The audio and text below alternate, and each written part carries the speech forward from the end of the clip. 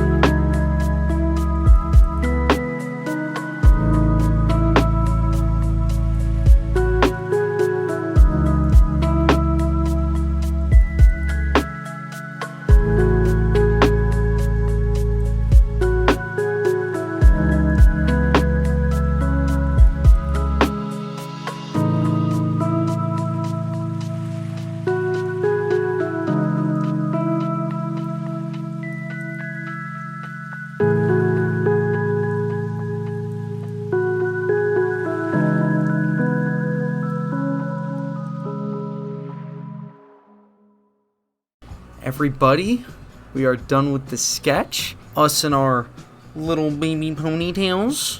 I don't like my hair in my face, okay? Leave me alone. It's done, though. One thing that I do want to note is I definitely think it could have done with a bit more detail, but it also doesn't feel like it needs it.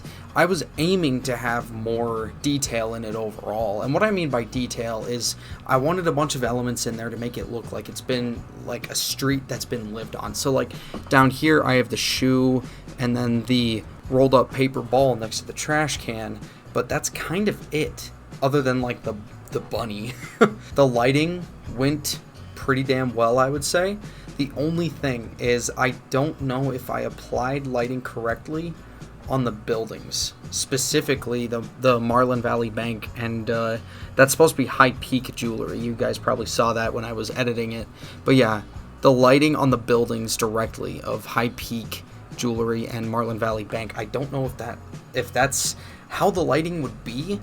It kind of looks off just because it's kind of playing with my perspective, because the way that I thought of it was you have essentially the bowl of light that's on the ground, right? And then everything else that's sort of coning up from there is going to be affected by it. I think I pulled it off much better with the house over there, because I didn't think that it would be hitting the buildings at like a sharp triangular angle like that. Maybe it would.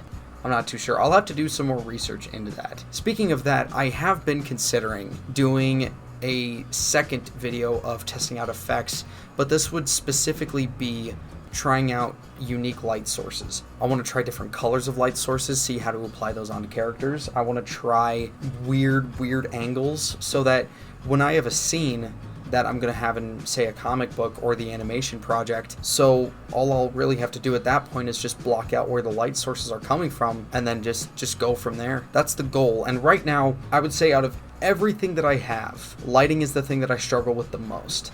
The second thing that I struggle with the most, I was struggling a lot with perspective when I started this sketch, so I decided to scrap all of the beginning progress of it, of me actually setting up a proper grid. Perspective, though, I'm starting to figure out. 3-point I've never touched on, and I think there's even 4-point, which that's something for another day.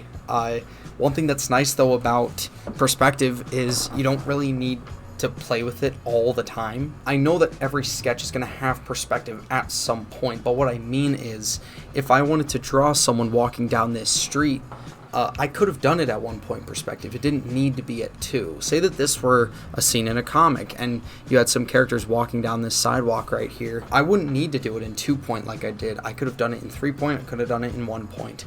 There's no scenario, at least from what I've kind of picked up on, there's no scenario that requires a perspective other than you wanting it to look like that. So that's one thing. But lighting, there's always going to be lighting. There needs to be a light source, because otherwise you're not going to actually be able to see anything in your sketch. Because if you think it through about how it works scientifically, even if there is no direct light source, if you can see it, then there is light reflecting off of it at some point.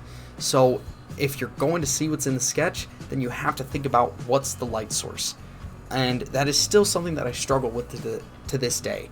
I can do very basic lighting, but not anything complex, and I want to start to exercise that muscle. Now, the biggest question, since this is an environmental art challenge, did I feel like I was out of my element when I was making this? At first, the only part that I did feel out of my element of was perspective, but that I got down, that in the lighting, of course, but we've already talked about that. But when it came to just making an environment and trying to make a building and a house back there and a street that looks like it could be part of a scene, no, I didn't struggle with that at all. I had a lot of fun with the details on the buildings. I had a lot of fun with textures. I don't know if you noticed, but near the end, when I went back through for each segment of the color, I would go back and add the appropriate texture to each spot. So I added the texture of the gravel road, of the brick road, added it to the brick on the building, and then the painted buildings. That was a lot of fun for me, and I really want to start exercising that more when it comes to having backgrounds and backdrops and actual sketches. So overall, I would say, personally, I think that this one was a success. I think that it was a successful environment art challenge. And the other ones coming up from now, those ones are going to be hopefully easier. The way that they're planned out, they should be easier. Like the next one, doesn't play with perspective at all. It really just plays with composition and depth and things like that. But overall, I think I'm ready to sign this guy off. So thank you guys so much for watching. This was Carter Sandvin with Sandbox Illustration. Make sure to check in the description for links to more of my content. Then like the video, comment on it, and subscribe for weekly art-related videos. You guys have heard this 1,000 times. We will see you guys next time. Bye.